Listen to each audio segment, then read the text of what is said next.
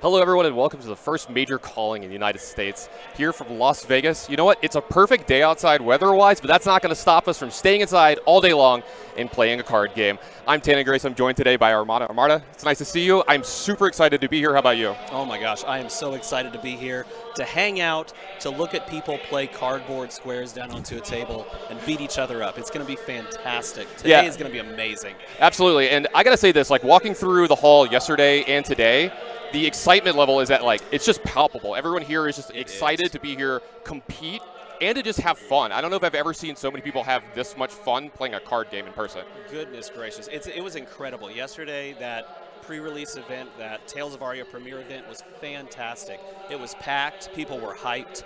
I had just a wonderful time. Yeah, I got to play it. I played all 6 rounds. It was an absolute blast.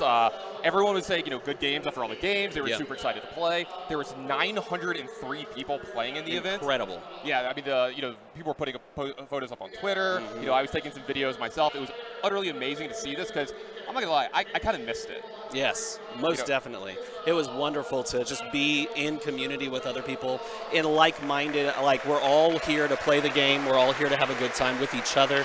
And I think that is sorely missed right now. And it was breath of fresh air. Absolutely. Well, enough about yesterday. Let's talk about what's going on today. Yes. So today the players are going to be playing in the calling for Flesh and Blood, like we talked about.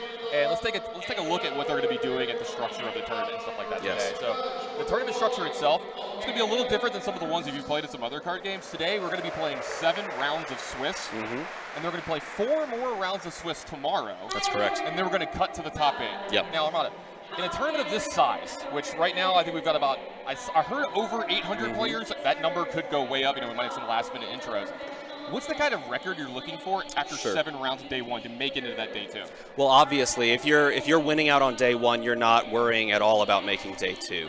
If you're 6-1, you can feel fairly comfortable at this size of an event. At 6-1, you can feel fairly comfortable. It's the ties that kind of get a little bit interesting when you go into ties. They're not the same as they are in the other games. That's correct. Yeah. So the way a tie works in this game is if you end up a round and both players tie, then both players receive a loss, which is oftentimes much worse for a player's standings than if you were to just take a loss to a win. And so those ties end up making a lot of waves within the standings. And so 5-2 may end up looking a little different at times based on how ties play out. So it's going to be very interesting going from day 1 to day 2. Right. And we're not going to have intentional draws in this tournament as well, like you have in some other games. Yeah, so you cannot. Everyone's playing all the rounds today, so we're going to see some pretty high pressure situations late in the day, especially day 1 or into day 2 into those last 4 rounds where you're going to see some people, maybe the nerves might get to them. I know I'd be getting nervous where everything matters so much more than in some other games. So it does. So we've talked about the structure of the tournament. Let's talk about what these guys are playing for here today. Sure. There's some actually great prizes that these players are playing for. You can see here at first place they're getting $1,200, second place they're getting $1,000, third and fourth getting $700, fifth race going to pocket $400, and then ninth through 32nd place they're going to get $200. But that's not the real prize we're looking for here, right? What are they really looking at here? So first place is going to receive a gold cold foil Fiendal Spring Tunic, which is perhaps the most highly sought-after card in the entire game. And you can only get it from something like this, That is correct. It is incredibly rare. There are not many out in the world currently. And not only is it incredibly rare, it's also incredibly usable and beautiful. It is a fantastic looking card.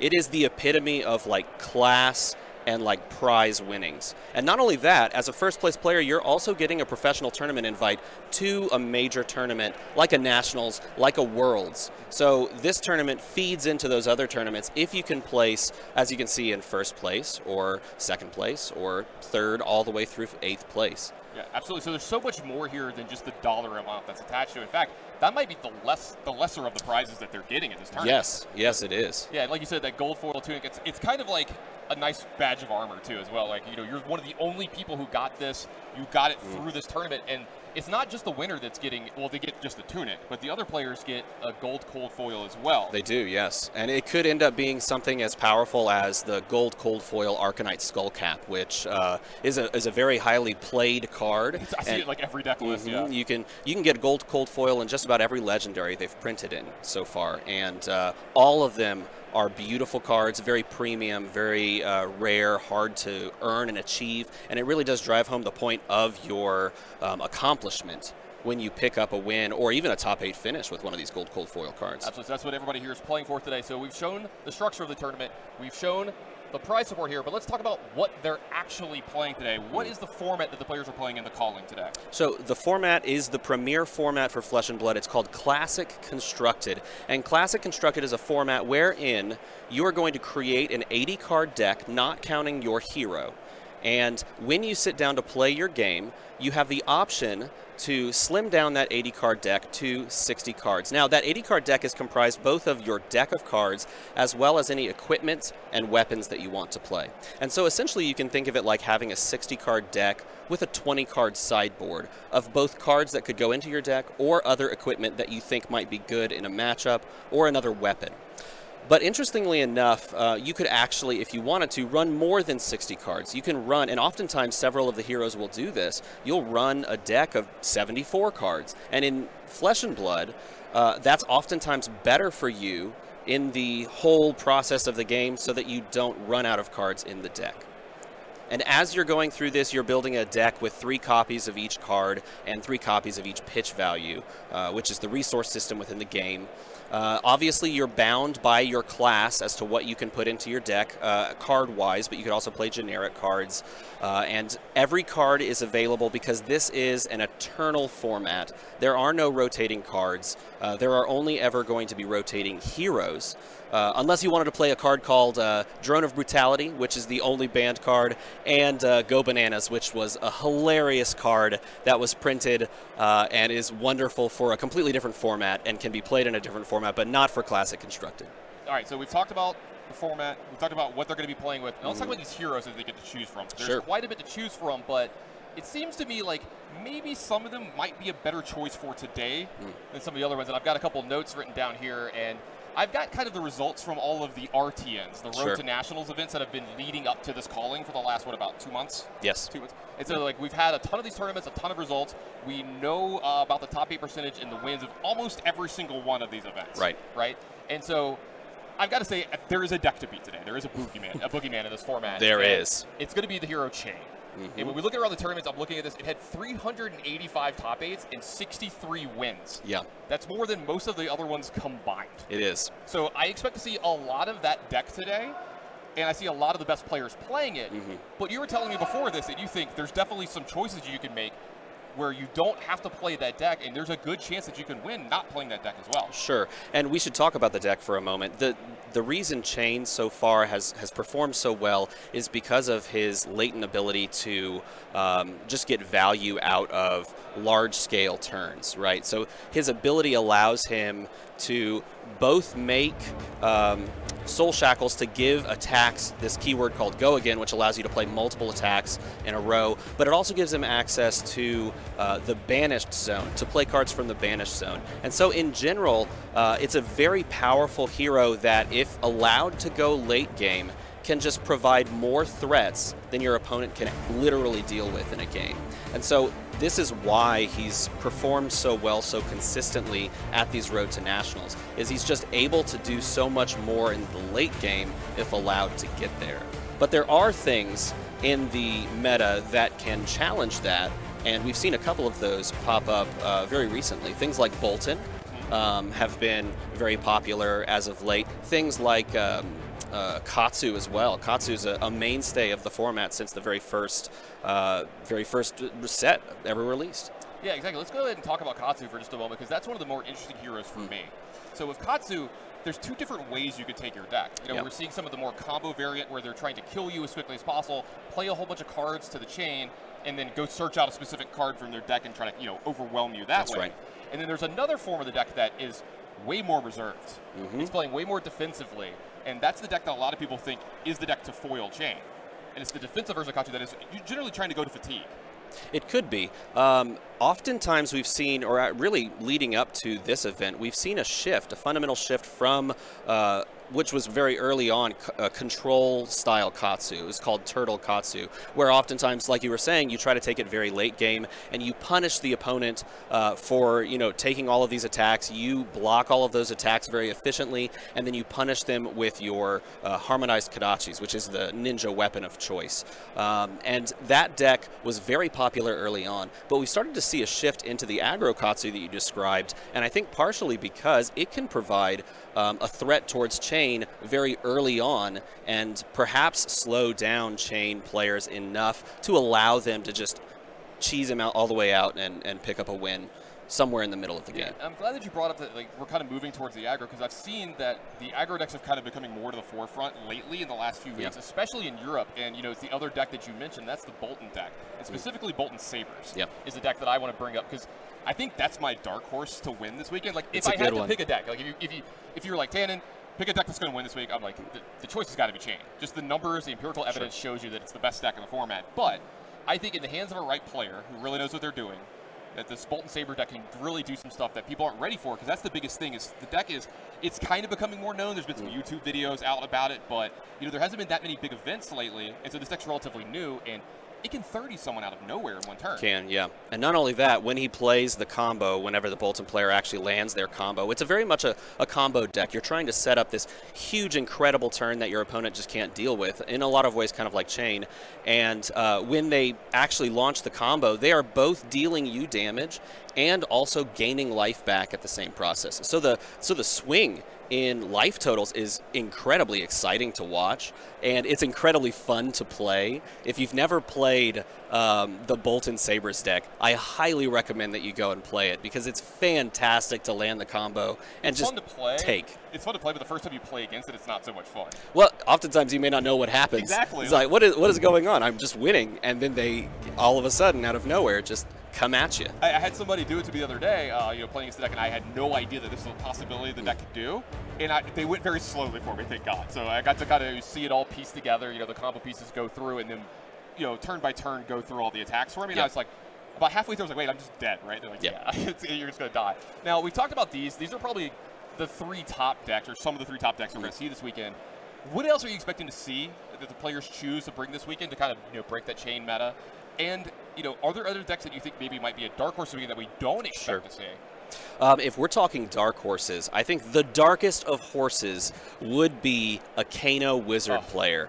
And if you don't know anything about Wizard can play on their turn, like normal, but they can also play on your opponent's turn, which is also called our turn. Yeah, that's how I like to put it. It's like, it's called our turn and our turn. Yeah, that's exactly right. And the fact, but just it's so underplayed right now, and the damage it deals as arcane is absolutely just super threatening if your players haven't brought what they need to actually prevent that arcane. Right. But I've heard that it looks like we're ready to go into match number 1.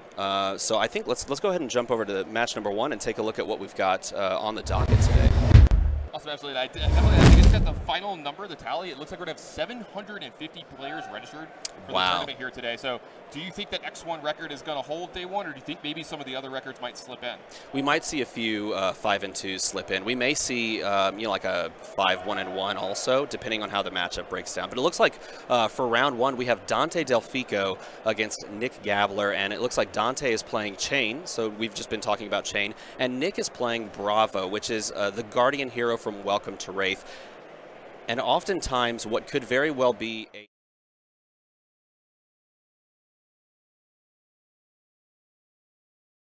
play a very controlling matchup, he has the capacity to take Chane to the late game. Now with Bravo, you're talking about that. It has a chance to go to the late game, but this is a hero that also could get a game moving really fast early in the game, because this has some of, if not the most powerful attacks in the game. That's correct. A bunch of these have a keyword that's called Crush, where if this attack deals 4 or more damage, it's going to have an on-hit effect from the card. That's correct. Now, there's a bunch of different ones that do a bunch of different things. We'll talk about that as the game goes on, but are there any in particular ones that are especially good in this matchup versus Chane that you're going to be looking for? Sure. The ultimate one is Crippling Crush. Crippling Crush is the ultimate play. As we see Dante here starting off by making a Rune Chant off of the grasp of the Arcanine and then making a Soul Shackle. The one that is very Chane specific is called Crush the Weak, and it is a very powerful counterplay against Chane. So we want to see if there's an early Crippling Crush or Crush the Weak turn. Now, this is actually nice for me because I actually got to talk to Dante a good bit before this tournament, and his strategy going with oh with my these goodness. This is a huge oh attack my very goodness. quickly. Right at the outset of the game. So Dante just started his turn and made a Soul Shackle, made a Rune Chant, and then passed. Off the first hand of the game, we have a dominated Crippling Crush, it looks like. This is coming across for massive damage, and it's dominated. Dominate's a keyword wherein the opposing player can only block with a single card. And if the Crush effect hits here, which it very well could, he's going to have to discard 2 random cards from his hand. Absolutely. So it looks like Dante is going to line up a block here. We'll see how much damage he's going to take this turn, but the real damage is going to be to the cards in his hand because he's going to have to block just to make sure he doesn't take a ton of damage. And then, like you said, he's going to have to discard these 2 random cards after this hit resolves. Looks like it's going to be a block for 2 here. Blocking with Ghostly Visit for, I believe that's 3. Not choosing to block with equipment. This is an interesting play, and I think this is the right play from the Chane player. Saving your equipment for later in the game is incredibly important. Looks like he's going to discard the middle card and just... Oh, no, keep the middle card, excuse me, and then toss the other 2 as well. At this point, the Chane player has a single card in hand. He's going to banish off the Soul Shackle at the beginning of his turn, and he's got a card in his arsenal and a Rune Chant up. So a very slow turn in comparison to what could have happened, perhaps. Right, and so like I was talking about this, I talked to Dante a little bit before the tournament, and their kind of strategy in this, and it's they're going to take the games a little bit slower early, especially we saw him get resources off an Eclipse early in the game, so that kind of tells you he's going for the long game in this matchup. That's exactly right. Right, and so they're mostly going to not play too many of their cards and attacks early in the game because they want to make sure those cards go back to the bottom of their deck when they use them for resources, and they're going to set up huge turns at the end of the game. It's very important to note as well that Dante just chose to literally pass, not even create a Soul Shackle because he's playing that slow game. And then as we see passing back over to Nick creates a Seismic Surge token using Tectonic Plating, which is going to make his next attack on his next turn cheaper. So he's setting up for a long game, playing a Debilitate this turn. Looks like a Rift Bind is going to come in to block here from Dante. So 5 attack, if my memory serves correctly, 3 blocks, so it avoids the Crush effect, and he does take a couple of points. All right, we're going to get an Arsenal here from Nick. He's going to draw up to 4 cards. We're going to go back over to Dante. Looks like he's banished his turn. So the Soul Shackle is going to banish a card from the top of his deck every turn. That's going to keep going up because he gets to make one of those every turn. And this is what we talked about early in the pre-games. We were talking about the Chane gets a lot of extra cards because all these banished cards, a lot of them are going to be played from the banish. So now this is a very important card. It is. Art of War, if you can draw an Art of War and not banish it as a Chane player, this is where you really start to gas up.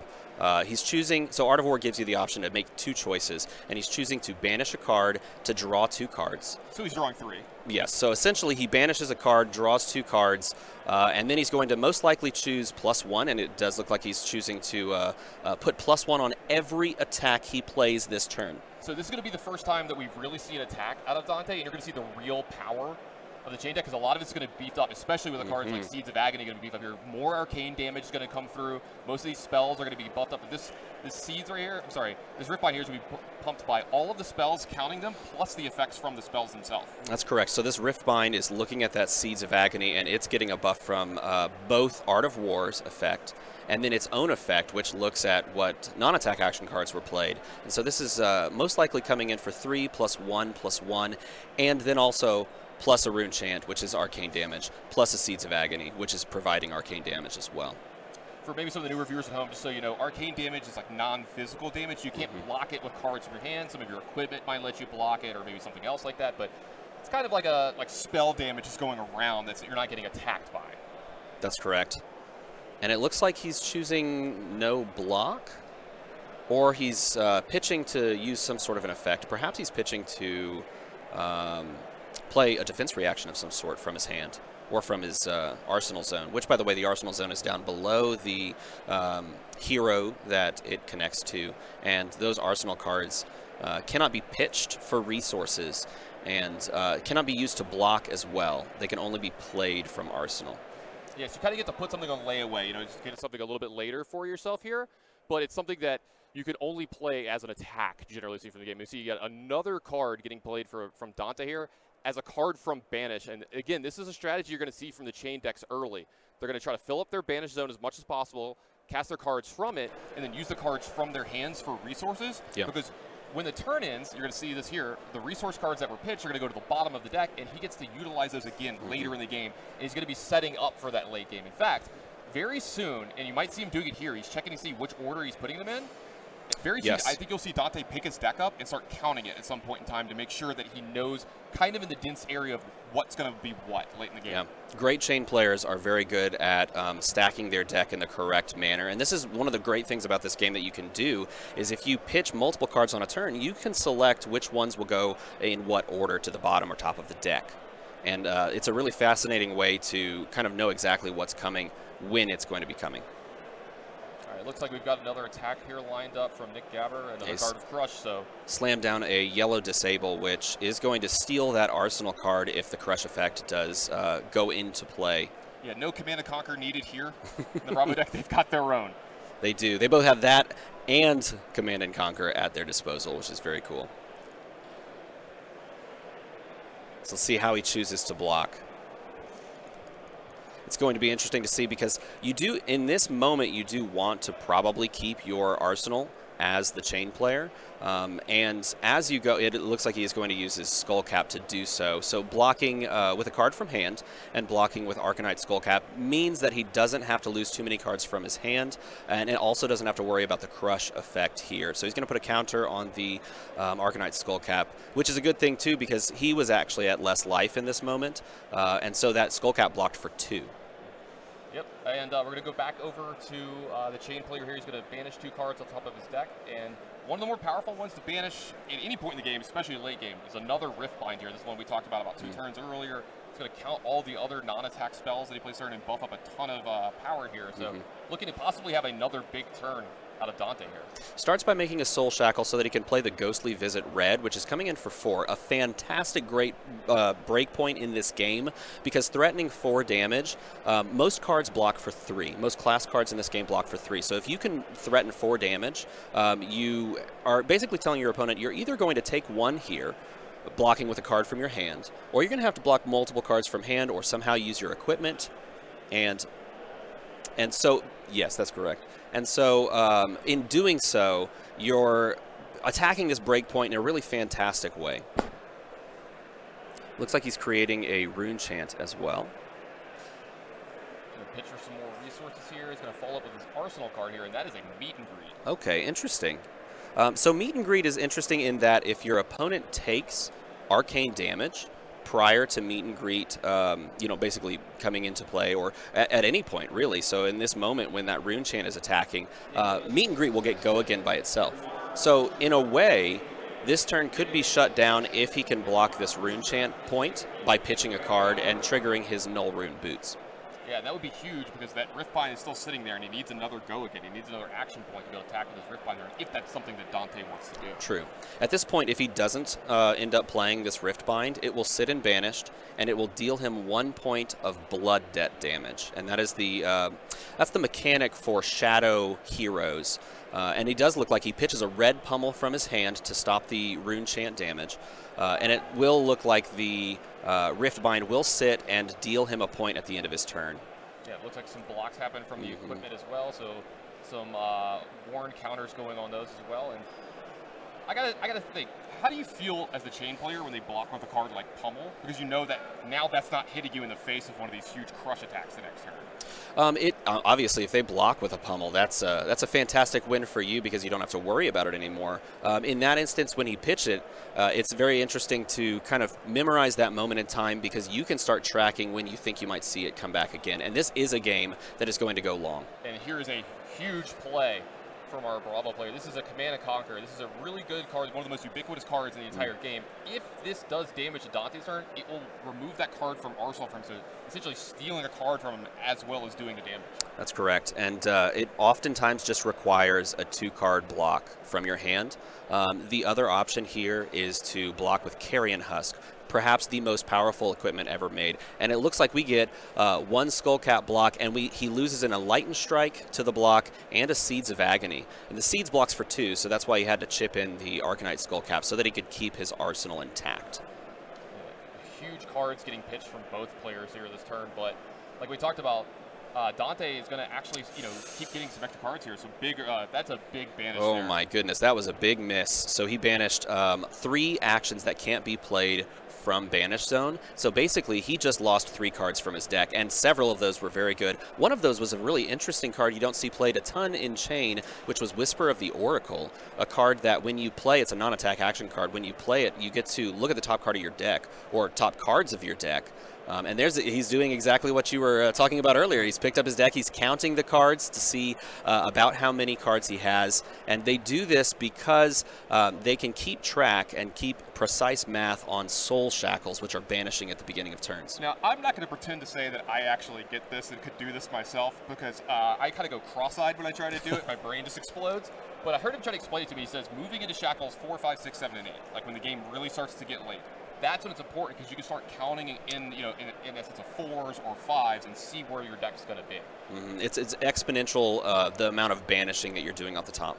And now we see a Plunder Run gameplay. I thought for a second it was from his Arsenal. I was like, that's why he definitely blocked so much last turn. But this is going to be a non-Arsenal Plunder Run here. Still very threatening. Plunder Run is a very threatening card, a card that kind of fell out of favor for a little bit, but really shouldn't have because of how powerful it is. It threatens an on-hit trigger, and it looks like after he plays this Plunder Run blue, this Riftbind is going to get a buff from the Plunder Run in that it sees that it's a non-attack action.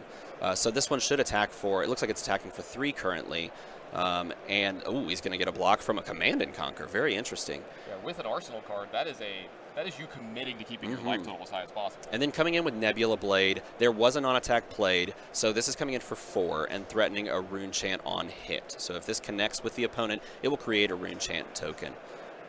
Now, I'm not 100%. I saw him peek at his Arsenal card, Dante did. I think it might have been another Plunder Run. So maybe setting up for another turn. It did look like another Plunder Run, and perhaps he chose not to worry about it because the previous turn did strip 2 cards from his hand in the event that he didn't want to lose that Plunder Run from Arsenal thanks to the Command and Conquer. Right, he might be saving it for one of his Shackle 4, 5, 6 turns, where you're going to see the chain attacks, where you see the chain where there's 8 or 9 cards on, and normally you don't see 2 or 3.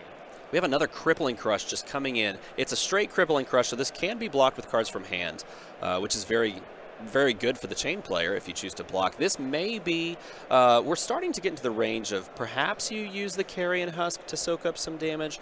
Maybe you wait on it a little bit more. Generally, you want to wait as long as you can. Yeah, because if you take the damage from this, not only are you losing your cards, but your life total is getting to that point, especially if you take a little bit more blood debt, where the Husk won't be usable anymore. That's true, because eventually you get down so low that the Husk effect triggers, and you lose Husk to the Banish Zone anyway. It is a very threatening attack. If this were dominated, this would definitely be a Huskable card, if we'll say it that way, a Huskable card. I like it. We made a new phrase for the game, a Huskable card. Huskable, it's Huskable. These 3 cards blocking from hand are all very powerful cards to block with as well. Shadow Puppetry in there. You definitely don't want losing Shadow Puppetry this late in the game. And he's going to banish 3, and 4. One of those a Vexing Malice. A beautiful extended art Vexing Malice as well. And now you're really seeing why we talk about this Chane deck being so powerful, is the fact that the cards in your hand are almost extra. They're there for resource points. They're there to block, because when you're doing, the Soul Shackles for 4, 5, and 6 every turn, like we talked about, you're hitting at about a 50 to 60% average on these, so you're getting 2 to 3 to 4 extra, spells to play every turn. So it's almost like you have 2 hands. Oh, and there it is. The red Plunder Run from Arsenal is going to give +3, and the next attack action card that hits this turn will draw him a card, which is absolutely fantastic. He's playing, why did I blank on the name of that card? I think it's Unhallowed Rites, which is fantastic as well, because he's playing it from his Banished Zone after playing a non-attack, and then that's going to allow him to go and search up a card with Blood Debt from his discard pile. and slide that into the bottom of the deck. So this gives the Chane player more ability to go long, essentially. It looks like we got a big block here lined up from Nick. Now, if he does go get a card from his discard pile, generally what's the one that you're looking for? Is there a specific one? Almost always Seeds of Agony. You're almost always stacking seeds at the bottom of your deck so that when you're on those higher number shackles, you banish seeds, seeds, seeds, seeds, then you play them all, and your opponent just takes a bunch of arcane damage. Yeah, speaking of taking damage, see Dante take 2 blood debt at the end of his turn. You're leaving that Riftbind and the other card still in his... Is that a Howl from Beyond? Oh, and here we have the Crush the Weak. This is a red Crush the Weak, so coming across for a chunk of damage. I believe this comes across for 7 on red. Threatening a Crush effect that is very, very scary. Yeah, so this Crush effect, if this gets through, is going to make it to where Dante can't play attack cards on his turn that have 3 or less base power. It doesn't matter what the power is from all the buffs that it gets, if it gets from anything else. If the card has less than 3 power on its actual card printed-wise, you can't even play the card, and that is huge against the Chane deck. It stops things like Riftbind that you see in the Exile Zone. It turns off a lot of cards, in fact. It turns off a lot of cards. Oftentimes we're seeing Chane players include a lot of 4 attacks to try and get over that. Not specifically for this Crush card, but it does provide a lot of benefit. So he is going to block with a card from hand, and he is also going to block with the Grasp of the Arknight. Both of those cards there block for 2, so a total of 4 block, avoiding the Crush effect and taking 3. Yeah, very important that there wasn't a attack reaction there as well, but there were not as many. There are no cards left in Nick's hand. Right. So you talked about the pummel earlier; would have been a huge right. Another huge turn for Dante here. Loses a Mavrian Skies, which is a way to give go again. He lost Command and Conquer as well. I didn't catch the 3rd card, but he does get a Seeds and an Unhallowed Rites into the Banished. And so now we've seen Dante have an extraordinary amount of patience in this matchup so far. He's taking his time. You know, he's not firing off these Riftbinds every time they've been banished. Is this about the time they're going to start doing it? Your life total starting to get really low. You know, if you get to the 13 point, your Husk is not going to be thinking where, you know what, this might be the turn to go. Because we're seeing a Seeds. He might be looking to have a decent sized turn here. Yeah, and he's got access to what looks like a Howl from Beyond and Banish, which provides +3, an Unhallowed Rites, which is blue, which is not great, but you can still play it off of a Soul Shackle to give go again, and a red Riftbind. So if he has, you know, like another Seeds in hand, or really any non-attack action card, that red Riftbind can get very large very quickly, particularly with that Howl from Beyond. So this is a solid turn to really try to apply some pressure and get some tempo back in the game as the Chane player. Because if you get tempo right now, you can close the game out very quickly. Yeah, you're going to be forcing Nick to, you know, do so much blocking over the next couple turns that he can never really assemble a hand. Because, like, I have found that against Bravo, once they start having to block a lot, it's a lot harder for them to line up big attacks because it costs so much. Most definitely. That's exactly right. Really, the time for Nick to make hay is early in the game, and we saw him play 2 Crippling Crushes to great effect, pulling cards left and right out of Dante's hands. But this is the moment where I think the Bravo player has to decide if they want to switch to full block mentality or if they want to try and provide multiple pressures over these next turns, and which ends up being the correct path to victory is a great question. And here we're going to see Dante take his time on this turn because, like, we're in the penultimate turns now. These are the really important ones. He's got to get everything right. So he's going through his deck right now, remembering how many copies of each card that he's got. He's actually, you see him kind of look to the sky there. He's remembering what he's already got to the bottom of his deck. Yep. So he should know about how many Seeds of Agony are in the bottom of his deck, how many should be left over the top, how many in the discard pile. So he's kind of setting up his next 2 or 3 turns here, not just this one. That's correct. He's playing the Howl from Beyond red, and we haven't seen him play too many Seeds, which speaks to the fact that his deck is still pretty full of Seeds, so those will be banished over the ensuing turns. We also see a lot of Unhallowed Rites in a lot of Chane decks, and those cards are backbreakers late game because they are going to allow you to reload Seeds into the deck as well, and that is sort of the calling card of a Chane player going to the end of the game. It looks like Dante is considering if he wants to play one or more cards from his Spanish zone here. After having both of these non-attack actions played, and they pumped the next attack, this Riftbind's got to look really juicy at this point because this is going to be for a ton. And if we're talking about breakpoints too, it gets very interesting because we've seen 2 non-attack action cards played, and that's a red Riftbind for 3. With 2 non-attack action cards, it's already sitting at base 5. So if he wanted to, he could play the Unhallowed Rites first, giving the +3 from the Howl from Beyond to provide a nice breakpoint of 5 there, and then come in for another 5 with Riftbind after the fact. It all depends. Or he's just going to play Command and Conquer and give the buff to that, which is very scary. because now we're looking at 9. Yeah, not only are you looking at 9, but Nick has a card in Arsenal right now, too. So this is representing not only that 9 damage, but if it hits him, that card in Arsenal is going to go away, and the Bravo player needs every card that he can get his hands on right now. And this is interesting, too. This is an interesting decision to play the Command & Conquer because you can't give that go again. And so what you're saying is, I'm going to relinquish my right to play Riftbind and this blue. I'm going to take 2 at the end of my turn, but I'm going to send 9 at your face and see if you want to take any point of damage and lose your Arsenal card. And so we see that he did not want to lose his Arsenal card. He blocked for 9, leaving him with a card in Arsenal, a card in hand, and it looks like he's just going to pass. Yeah, so that's why you see him just draw cards up and we're going to go right back to Dante. That's correct. Yeah, so no real turn for Nick there, but a big disaster averted for sure. Mm. And all right, Most definitely. This is a huge shackle turn for Dante. We have a few misses here. Maybe it comes oh around. My this goodness. Does not look like it's going to be oh missing my much this goodness. turn. He did miss on it looks like he has multiple copies of the Whisper of the Oracle, but we have, what is it, 2 seeds, a red Bounding Demagon, a red Unhallowed Rites. This is a massive turn. If in his hand, if he has a way to give one of these cards go again, we could see him Soul Shackle to give 1 go again. We could see him use the Snapdragon Scalers to give another go again. If he has something else from his hand to give go again, this is the ultimate kind of turn for a Chane player, to just go too wide and your opponent can't deal with it. Yeah, he's incentivized. Oh, wow, that's an Art of War. Oh, here, my goodness. A gigantic turn for Dante Oh, here. my goodness. He is going to banish, and he's going to probably choose +1, or maybe he chooses go again off of this just so that he can go wide. He's going to banish a, oh, this is interesting. He banished a non-blood debt card. And honestly, he didn't really need a blood debt into his banished zone because he's got so much already. Yeah, he's got so many, and this is the thing, too. You talk about Dante possibly trying to go wide. He's going to be thinking, too, how much damage does he want to take from his own blood debt at the end of turn here? You want to try to get as much out of here as possible because if he gets below 13, he's going to lose that husk that he didn't get to use this game. That's correct, and actually that may end up happening unless he's chosen go again. And he hasn't indicated the +1 with a die, so I'm going to assume that he's chosen go again so that he can try to get some of this out of his banished zone, or perhaps all of it out of his banished zone, so that he can avoid the husk popping. If you can keep your husk up at like 14, it is absolutely wonderful for the Chane player. Yeah, because I think that's you got to think about like ways from here, like how do I possibly lose from here as the Chane player, and that might be, you know, a giant attack coming from Nick, and you just can't block enough, and a crush trigger goes off, and it stifles your turn just a little bit too much, you know, things like that. So that's definitely going through Dante's mind here.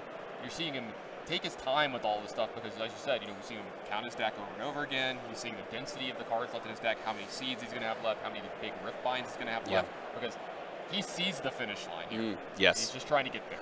So we have double seeds played. One's blue and one's yellow, so depending on what the next attack is, those could both trigger and force 2 Arcane to fly over to Nick.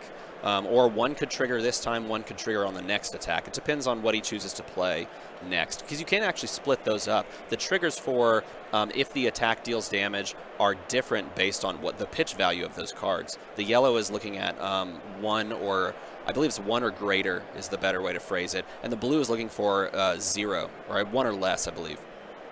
So it's going to be interesting to see which attack he chooses to play from Banished first, and if he triggers both sources, it is going to trigger both sources because he's choosing to attack with a Bounding Demagon from his arsenal. And it has go again off of the Art of War, it would appear. Absolutely, and so this is coming in for quite a bit of damage here, but you've got to be conscious of the threat that's coming in behind this as well. With that go again and that Rift Bind that's in there, we've been talking about this for a few turns. You've seen so much patience from Dante with this Rift Bind. You've got to wonder, this is the turn it's finally going to happen, and you know, I've got to believe that it's possible that he's going to be trying to get at least 1 or 2 more of these Blood Debt cards out of his Banished zone so he can try to get that husk around that we keep talking about. Yeah, this is definitely one of those face-up moments where he's going to play with the Go Again trigger off of the Art of War. He's going to play this Bounding Demagon for 4 and 2 points of Arcane. He's going to come in with perhaps a second Rift Bind after this, or the Rift Bind, I should say, after this. Oh, no, he's going to play a Howl into either Unhallowed Rites or Rift Bind. But either way, he's going to make a Soul Shackle or use his Snapdragons to just play these 2 attacks out in some combination. Yeah, absolutely. So this is kind of like what we were kind of envisioning earlier. We talked about this. Almost none of the cards are being played from his hand over the last turn or 2. They're almost just all being pitched for resources because you're seeing these huge Banished zones and all these extra cards that are in there that you can cast from your Banished zone to give him a lot of extra value. Look, here's that Soul Shackle token we're talking about. So we're getting up to 7. And you're talking about this is where the deck really starts humming, is on the 7 and 8 turns. Looks like he takes a blue seeds from his band or from his discard, puts it on the bottom of his deck. This is coming across for 4+3 off of the red Howl from Beyond, so 7 on this attack alone. I was going to say, is this almost a threatening lethal turn? How big is this Riftbind behind this, too? And I'm wondering if all the seeds have triggered so far yet. Currently, the Riftbind's sitting at 7. Yeah, so there's 3 non-attack action cards on the table currently that have been played. There's 2 seeds and 1 Howl from Beyond. The Howl's effect is being applied to Unhallowed Rite, so it's not going to apply to Riftbind to give +3, but Riftbind in and of itself will gain a +1 buff from any previous non-attacks. So currently 7. Ooh, we have a Staunch Response. I was wondering if he's going to have Staunch Response in his deck because it does cost a fair bit. But this is a fantastic block moment and a great time to have it and use Staunch Response, blocking a large portion of the damage. Absolutely. And so for everybody at home, you could block with cards from your hand, or after no blocks have been declared, there's an actions phase where you could play defensive or attack reactions for either player and kind of soak up some more of that damage with a spell, not a card from your hand. That's correct. So in this instance, you could choose to block with a card from hand, and you could also, during the reaction step, you could do exactly what we've done here and play a red Staunch Response, paying its cost as a defense reaction and gaining extra block on it. So it's interesting because I was curious to see if this list actually did have Staunch Responses in it, because defense reactions can be a blessing and a curse depending on how healthy your hand is for pitching resources. Dante, again, going back to the deck, counting the stuff up, making sure that he's going to have what he needs to finish this game off, because like we said, yeah, he's threatening a pretty big attack this turn, but since that Staunch Defense came out, he's not going to be, either pushing lethal or getting close to it this turn, but he's still got the option to get a lot of more damage through, too. He's checking his discard pile here, seeing how many Artivores he's got left, any of his big draws, the cards that you would still play from your hands. Yeah, and I think we're definitely going to see the red Riftbind come out. This does, of course, because he made a Soul Shackle, have Go again. So the red Riftbind makes a ton of sense to play after that. He would, if he chooses to, if he has the resources in hand, he could also Snapdragon Scalers that, give that Go again, and play the final card from Banished. Or he could take 1 point of Blood Debt here. Sitting at 15, dropping to 14 is a fine place to be because you're keeping your Husk up. I gotta say this, the Chane deck, I think it's unfair that they actually have good equipment. It's got the best one that people always talk about with Husk itself, one of the best blocks in the game, just great, but like, it's one of the best ones at utilizing the Snapdragon Scales itself, getting blocks out of Arcanite Skullcap and stuff like that, and, taking less damage from, the small arcane damage stuff that's going on. It's almost unfair that he gets to have this added on to all the stuff that he gets to do, because it's the only deck that gets to use every zone of the game.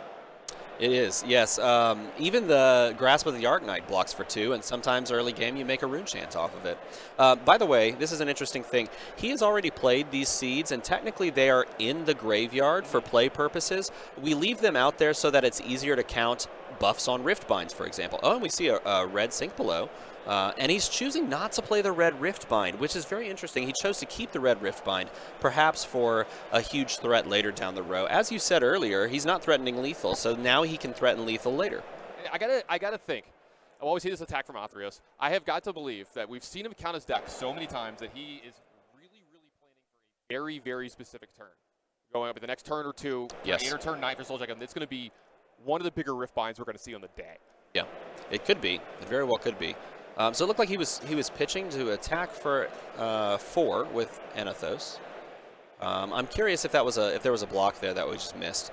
Nevertheless, you could see that his deck is getting a lot lower. You can compare. Look at the differences in deck sizes. This is the power of Chane being able to banish cards.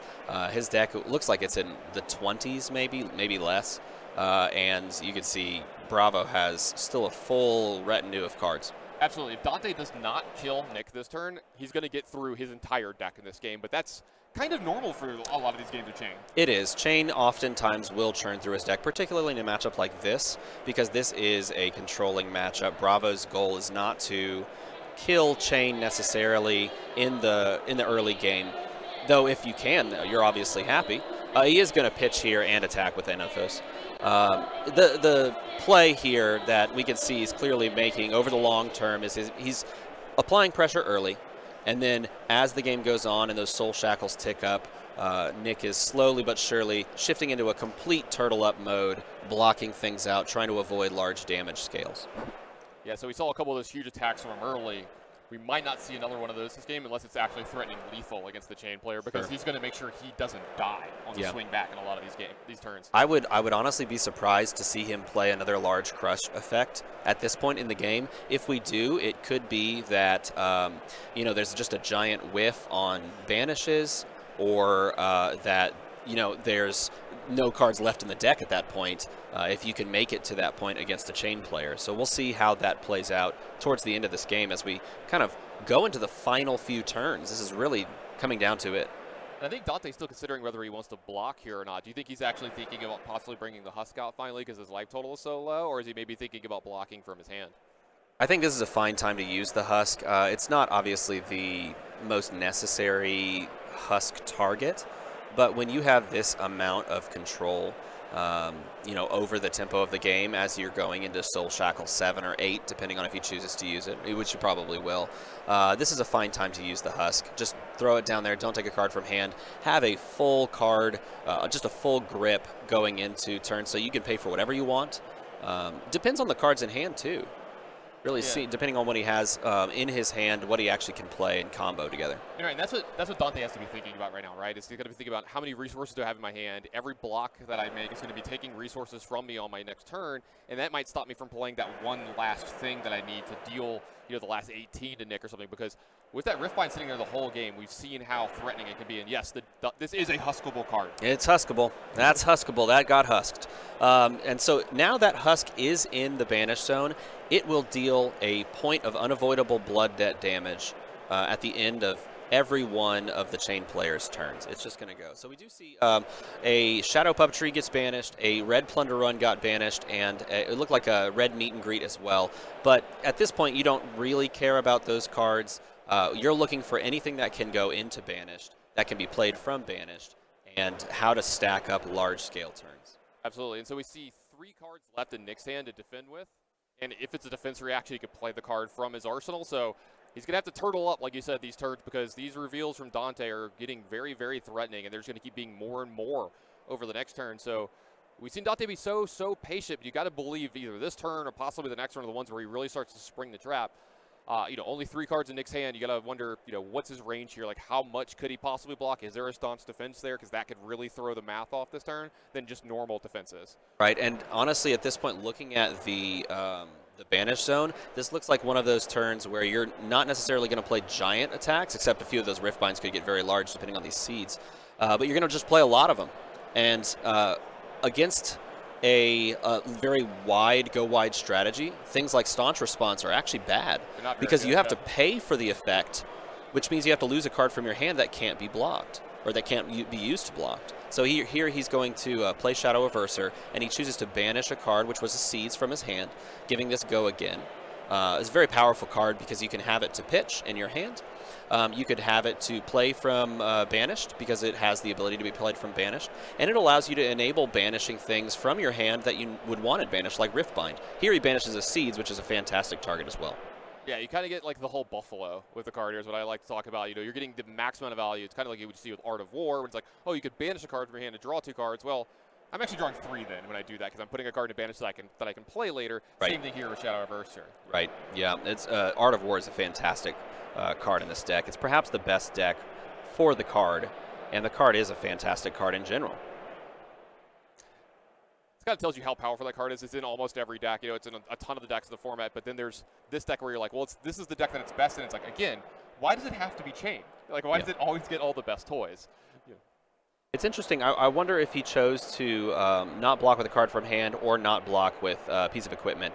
As this turn unfolds, if the combat chain is unbroken, cards like Arcanite Skullcap stay blocking the previous attacks. But if you play something like a Seeds, or if you make a Soul Shackle, that breaks the combat chain, and it would release Arcanite Skullcap back to its zone, allowing him to block a second time if he's lower life. So in this scenario, you could have considered blocking with Arcanite Skullcap for 1, assuming that those 3 Seeds are going to be played from Banished, allowing Skullcap to block a second time this turn. Yeah, that's actually a really, really good point that, when you early in the game and you're learning the game, you don't see as much, about when the combat chain opens and closes and stuff and how it can actually affect things. Yep. And that could be really important in these really late turns like you're talking about here. Yeah, so he's playing a red seeds and a yellow seeds, keeping a blue seeds in banished zone, perhaps to play in concert with something else. Flipping through his cards, I wonder if he's got something that he's going to play from his hand this turn alongside of it. Yeah, he's making another Soul Shackle here. Maybe there's a card he needs to give go again to get this turn really, really moving. Well, no matter what, he's going to have to give one of these Rift Binds go again so that he can play the second one. Or he's going to use a Snapdragon Scalers. But choosing to do the Soul Shackle to do the first go again here. Oh, he is going to play, a Plunder Run. So this is a Plunder Run from hand, correct? Yes, that is correct. So this is not going to give +3, but it is going to give all of his attacks this turn the threat of, if they hit, he gets to draw a card, which is dangerous, very scary, and this is a Rift Bind for a lot. Yeah, this is a pitched meet and greet to make a Rift Bind, and this is a Snag, a really important card in this matchup. Why don't you tell everybody at home kind of what Snag does here and what it's doing to this turn? Okay, so Snag, in response here, prevents cards from gaining attack from their own effects. So in this instance, he would have been attacking Rift Bind for 6. But because Snag is played, it's Rift Bind for 2, which is absolute perfect timing. And he is taking, it looked like he did take the 2 points of arcane damage, not pitching a card from his hand. Allowing this also allows the Skull Cap to block for 2 on this turn. But in response to all of this is just the casual Command and Conquer for 6. Yeah, pitching another Plunder Run, Command and Conquer coming in for 6, and like we've been saying, if this hits Nick, he's going to lose this card in Arsenal.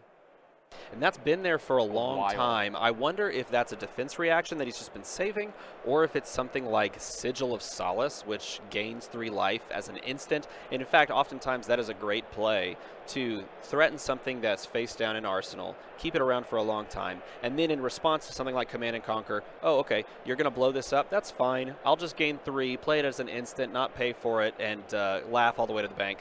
But it isn't. It looks like it was a Spinal Crush this whole time. He's going to take every bit of that damage, dropping all the way down to 6. Keeping several cards in hand, though. Well, so that's the big thing, is he was able to stay alive this turn and keep some cards in, so maybe he might be able to, mount some offensive is what we're seeing here. Just going to attack with Anathos. You still have to pressure the Chane player. You can't just sit there the whole time and just keep taking these attacks. You certainly can't.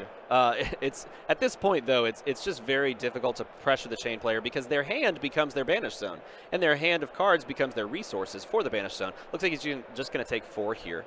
That left him with 2 cards in hand, so I'm assuming he's going to Arsenal 1, keep 1. It's going to be interesting what he chooses to Arsenal and if that card is beneficial. Like a defense reaction of some sort. Yeah, well, it looks like Dante might still be lining up a block. Oh, no, he is blocking. You're right. Looks like that's a Demigon doing a block here.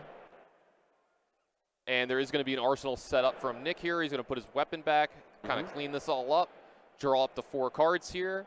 It's going to go back over to Dante, who is going to be piling 8 cards into the banished zone here. Yeah, he's got about 1 turn left before his deck is completely empty.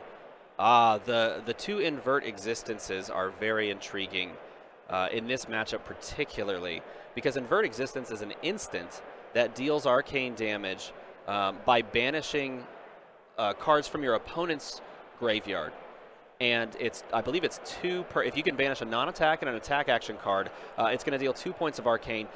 You cannot block 2 points of arcane in one source with Null Rune Boots. Right, so it's going to get some damage through here. And there's the Eclipse that we saw pitched, I think, turn 1 of the game, so it's coming all the way back around. And here we go, another huge play. This is, an Art of War play right now. This could close the game out completely. And in fact, it very well may. He's going to banish a red Unhallowed Rites. He's giving +1 to all of his attacks. Yeah, this is the Art of War that you see the most during the day, right? Like the banish, draw 2 cards, pump up all of my attacks this turn. That's correct. Now everything is going to be huge. Oh, I did see, while he was pulling his cards forward, I did see some defense reactions in hand, though, so that will provide some rebuff against some of these attacks. But this is the turn where he is going to, and he's doing the exact right thing. He's looking at Invert Existence, and he's trying to think, how much damage can I feasibly take without being in just complete kill range? And he's checking for a non-attack and an attack, and if he has multiples, he should obviously have a non-attack and an attack, multiples of those. Yeah, you see Nick kind of sit up in his chair a little straighter here. I think he sees the writings on the wall. He's realizing I am very, very close to dead here this turn. I don't think he wanted to see that third Art of War this game. So while the banishes might have been very good and very okay in some of the spots, not banishing these Art of Wars to the turn of this, huge for Dante. And it's crazy too because we've talked about how powerful Chane is and how well he's done. But if you banish key cards like Art of War, Shadow Puppetry, even Command and Conquer, Enlightened Strike, your games can go in just these wild swings of like, okay, well, I basically just banished a bunch of cards I needed to play to win the game, and all of the cards that I want to banish are in my hand where they don't belong. Things get crazy. Oh, we have a Seeping Shadow here play, giving go again. So he's going to be able to stack this up just so wide this turn. Super wide. So here, that Seeping Shadow also gives +2 from the effect that it innately gives to Unhallowed Rites. And Unhallowed Rites, the red is already attacking for 4, so this is coming across for 7. Yeah, so this is already threatening lethal. Dante has another resource point showing. There's a Riftbind in the banish zone. I mean, this is going to be a very difficult turn for Nick to navigate his way around and be able to stop enough to survive all the way through. But like you said, you thought you saw some defensive reactions. That would be big. So here's a play that you were talking about earlier. This Skullcap's going to get into block along with a Fate Foretold. And if the Chane gets closed at some point, it's going to be able to block again. It should, yes. And hopefully he perhaps notices that and sees that he could do that block. That's a good block there because it is leaking 1 damage, but there's no on-hit effect. You can take 1 here in this current scenario and move forward after that. I believe this should hit for 7, unless I counted it incorrectly. I might have counted it correctly, but 4 plus the, I think it's a 2 buff off of Seeping Shadow and the 1 off of the Art of War. Nevertheless, we're going to see a card like a Riftbind or like Shadow Averser come down and get a Soul Shackle so that it can have go again. And then he's going to see the Snapdragon Scalers pop and give that go again. And then he's going to have another attack after that. Oh, is that it? Is that all he's got? Oh, it's just a few attacks. Just a casual 4 more attacks this turn. Yeah. And we see, it looked like 1 damage to get through there, so Nick's down to 6. So every one of these cards, or almost every one of these cards, is threatening lethal by itself. Yes. Yeah, especially the Riftbind. And he may consider just doing the Riftbind at the end, or he may do the Riftbind now and try to steal those cards out right now and then eke his way to the finish. It's also interesting, too, because if you play out your attacks and then have enough resources to play both of these Invert Existences when Nick no longer has the ability to pitch to stop some of that arcane, it's 4 free damage. Right. So he's most likely looking at his hand and going, do I have the resources to both do these attacks and also do these Invert Existences on this turn? Because if he passes and does Invert Existence as an instant on his opponent's turn, his opponent can pitch for that. Yeah, absolutely. I think that's actually what Dante might be doing here. What is this, about 4 extra power, 5 extra power on this Riftbind? So let's see. It attacks for 3 base, and then he's played a Seeping Shadows, a Seeds of Agony, and +1 on the Art of War. So nice and beefy. So a little pummel Arsenal comes out. Yeah, so we got an Arsenal defense reaction and a pummel from hand to soak up a ton of damage here. He blocks it all. That was an attack for 6, and then the block with pummel blocks 2, and then the red Sink Below blocks 4. So a full block there with 2 cards in hand. He is doing a fantastic job of blocking out this turn thus far. He may get out of this turn with some life. And, I mean, you've got to be looking over here at this Banish Zone. Dante might not be able to get all of this gone, so he's going to be taking a good bit of damage at the end of this turn as well. That's correct. Looks like a Shadow of Ursar is going to be coming out of the Banish Zone to attack. Yeah, considering paying the resources, attacking with Shadow of Ursar, blocking 3 on the 2 attack, Snapdragon scaling to give go again here. And then ending with a 4 Nebula Blade, threatening a Rune Chant creation. This is basically saying, I have 1 more turn after this. If I don't kill you now, and you don't block this out, I'm going to have a Rune Chant up, and I'm going to have whatever's left in my deck. And as you can see, whatever's pitched is about to cycle into his deck, so some seeds are going to come out. Does Dante have any cards left in his hand? I think he might. It does not appear that way. 3, and is he going to choose to tech plating as well, or is he going to allow the Nebula Blade to hit? This board's getting messy. It's kind of hard to keep up with these Chane players. It is a little bit messy, isn't it? Yeah, it looks like it is going to just be a block here. We're going to clean everything up. So the Chane player, Dante, is going to take, what was that, 4? There's an extra card. It looks like 4 Blood Dead at the end. Or is that 3? Yeah, he is going to take. Husk, well, yes, Invert Existence ×2, and it looks like is that a Seeds? I can't quite tell. No, perhaps that's the Shadow Averser. I don't know. Either way, it looks like he would take 4 Blood Debt here. So these light totals are getting very, very low. We see Nick at 4 here, and Dante, I believe, going down to 6. I believe that should be accurate if that changes to 6. Nevertheless, we have a huge banish on the Eclipse. I don't know if he's going to be able to get the Eclipse out. Looks like just another pass from Nick here, so we're going to start out turn from Dante here. He's going to start with the Seeds of Agony, and a Shadow Averser is coming from Banish to attack here. You know, it's very interesting that Dante chose not to play those Invert Existences on Nick's turn. Nevertheless, he's attacking with a Shadow Averser for 2. I believe he banished the Seeds so that he gives this go again. And well, these are the last ones, too. He is done with his deck. His deck is empty, yes, exactly. His deck has nothing in it. This is his basically last turn. And Nick at this point is just saying, I need to live. If I can live, I win the game. And so this is kind of what we talked about coming into today, that a lot of these decks are going to turtle up. They're going to try to go to fatigue against the Chane decks. And if they can block enough as the game goes on, when you get to this point, Dante's not going to have a deck left, and he's going to have to sit there and just get pummeled to death. That's exactly what's going to happen if he can somehow survive this turn. And he is definitely very low at 4. Yeah, it looks like we pitched to maybe stop some of the arcane damage here. He's got 2 resources floating because there's a very good chance he might take some more arcane damage as this turn goes on.